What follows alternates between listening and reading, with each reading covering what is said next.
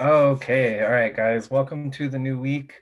I'm really sorry that everything has been kind of like seems to be clashing within this week, with a campus closure and not really having power, and a lot of us still don't have power.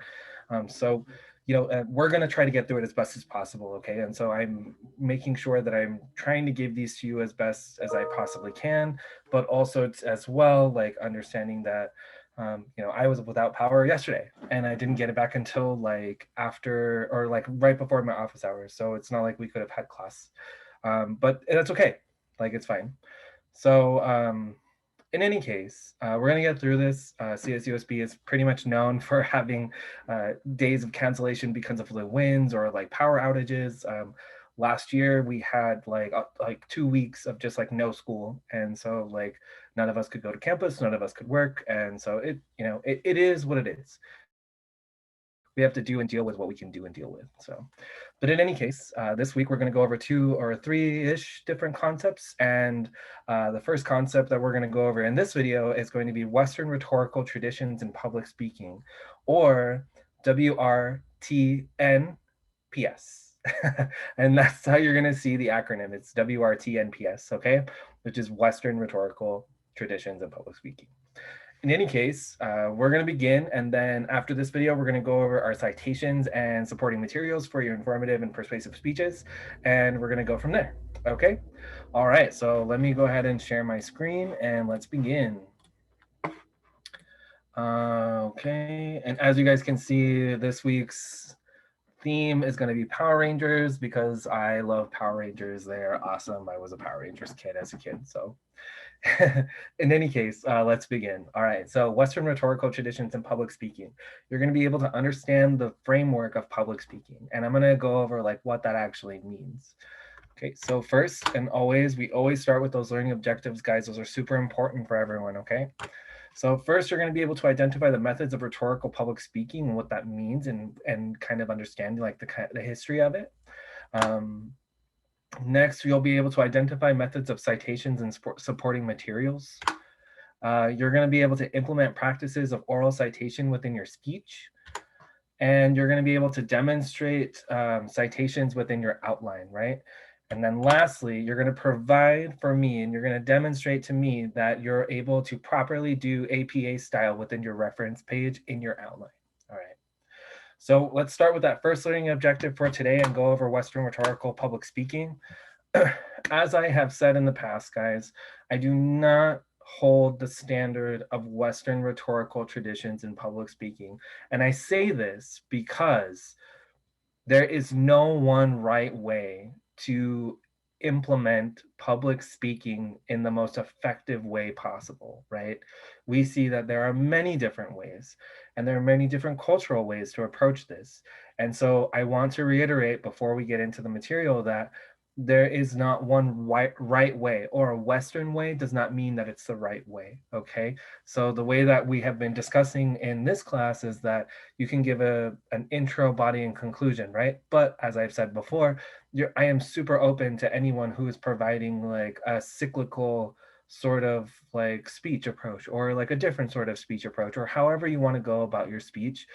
Let's talk about it. Let's bring in like these new and innovative ideas, because as I said, like you guys are the ones that are presenting these materials, and I want to see how creative you can make it and make it your own.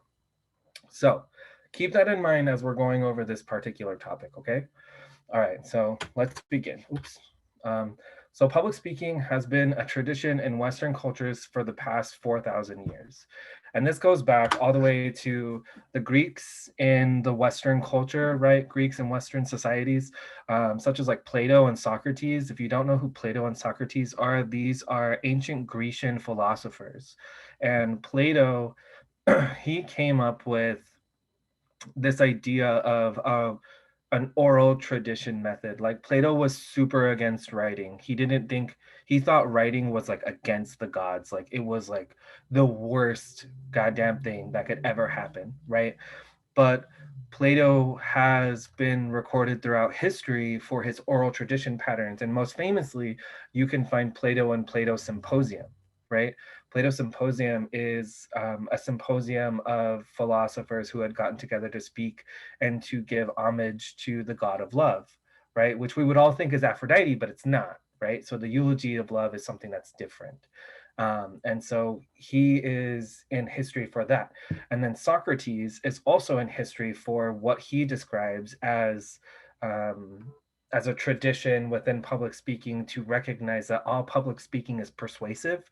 And we're going to go over like those particular traditions, but just to mention it to everyone that those particular traditions are seen as a realm of ethos, pathos, logos, right? So Socrates came up with those concepts. Okay, and lastly, this typical realm of thought within Western rhetorical public speaking is what is used as a persuasive method. And we're going to use these particular areas in which Socrates comes with like ethos, pathos, logos in what is called Monroe's motivated sequence. And that's going to be used for your persuasive speech. But just keep in mind that like the ancient Greeks said that all public speaking is persuasive, right? It's an act in which we're trying to convince our audience on how and what they need to do and how to do it and how the process of that goes about, right? So this is kind of like the history of what public speaking is. Again, as I've said, Western rhetorical traditions in public speaking does not mean that it's the right way of public speaking. It's just the public speaking academic tradition way of recognizing public speaking, right?